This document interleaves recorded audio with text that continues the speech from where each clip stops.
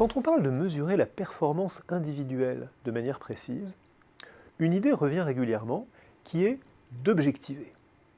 Si seulement on arrive à définir de manière précise ce qu'on attend des personnes qu'on évalue, l'évaluation sera plus pertinente, plus objective et plus juste. En tout cas, c'est ce qu'on pense généralement.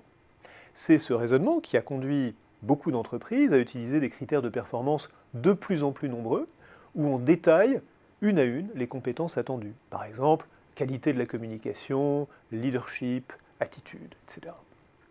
Idéalement d'ailleurs, ces grilles d'évaluation sont encore précisées avec des comportements observables. On parle alors d'échelle d'évaluation comportementale.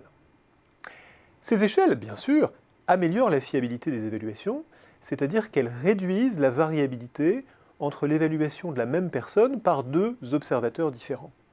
Mais est-ce qu'on peut éliminer complètement cette variabilité? Est-ce qu'on peut se débarrasser de la subjectivité des évaluateurs? En fait, on en est très loin.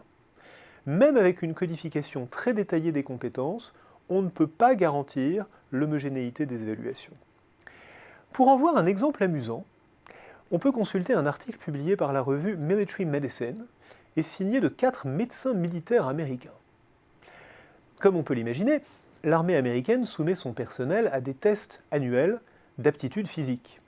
Et puisque les résultats à ce test conditionnent la carrière de ceux qui le passent, les épreuves sont rigoureusement définies, avec le souci d'objectivation et de rigueur qui anime les meilleures entreprises.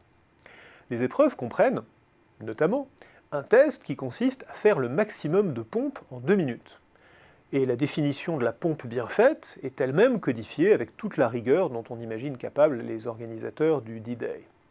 C'est l'objet d'un manuel qui s'appelle le Field Manual 722, revu en 2012, qui précise vraiment qu'est-ce que c'est qu'une pompe. À ce niveau de détail et de précision, on pourrait s'attendre à ce qu'on parvienne à éliminer ou à réduire très fortement la variabilité des notations. Mais il n'en est rien.